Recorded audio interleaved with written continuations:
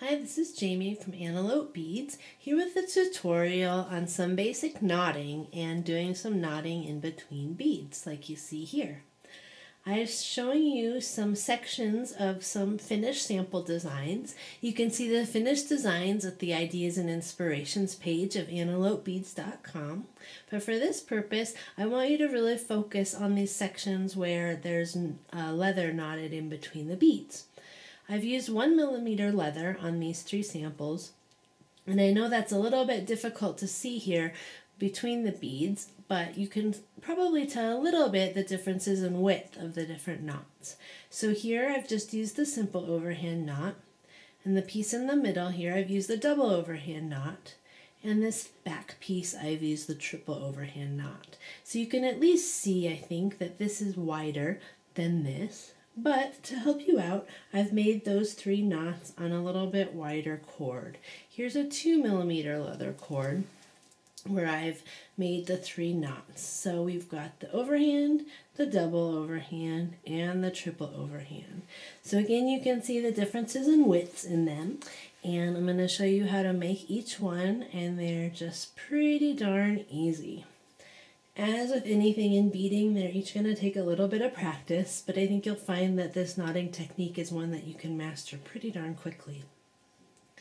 I'm going to use some lengths of 3mm suede cord for this purpose. The suede is thick so you can see what's going on, but it's also soft enough that it will hold the knots.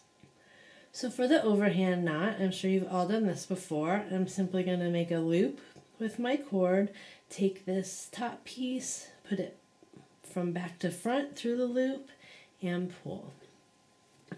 With these leathers, anytime you're knotting with leather, when you pull the knot tight, you want to pull from as close to the knot as possible in order to tighten the knot. If I were to pull on the ends of the cords and pull it, I risk a chance of the leather breaking or the suede breaking anywhere in between here. So again, with one loop, that was our simple overhand knot. For the double overhand knot, we're just going to start with 2 loops. So I'm going to loop once, and then I'm going to loop again. And again, I'm going to just take that end piece, put it back up through both of the loops, and then I can just start to tighten. This one you want to make sure you pull evenly on both ends of the cord, and you want to pull nice and slowly. Sometimes some excess leather can get caught up there in the middle, and you want to make sure that you're going to pull a nice even knot.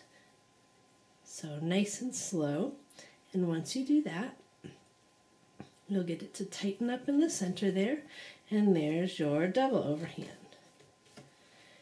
Now for the triple, I'm sure you can guess, we're going to do 3 loops. So I have this cord, I'm going to loop once, twice, 3 times, and then take my cord from back to front through those loops. Now with the triple loop, it's even more important to just take your time and pull the cord ends nice and slow, kind of working out any center sections where there's an excess of cord built up, and just be nice and patient, and you can pull it nice and tight. And there's your triple loop. So again, it has to do with the loops. 1 loop, 2 loops, 3 loops, and you're always going to pass the tail of your cord from back to front through those loops. Now, specifically when you're knotting with beads, such as in these pieces here, you're going to want to know a few other things to make sure that you're going to get your knot right up next to your bead. And so to do that, I've already started here with a length of cord, and I'm using double overhand knots here.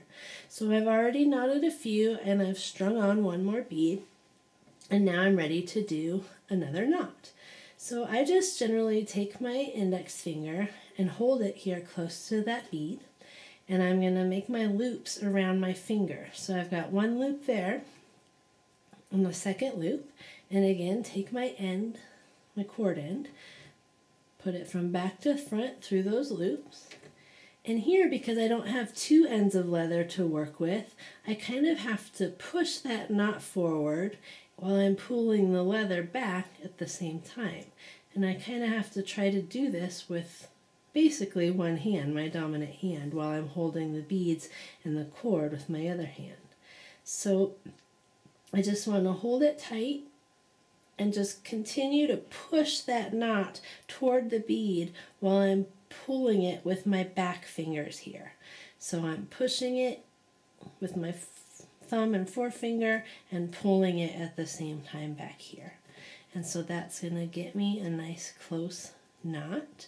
When you're working with beads here, I recommend you practice just the knots on their own first for quite a while until you feel comfortable with that knot before you start working with beads, because just knowing the knot is one thing, and then it's another bit of patience to make sure you're going to get the knots there between beads. But I guarantee you can do it. Please feel free to contact us at Antelope Beads with any questions that you have about the knotting in this video or the designs that you see in this video. And again, you can see these finished sample designs and find a whole lot more information at antelopebeads.com. Thank you.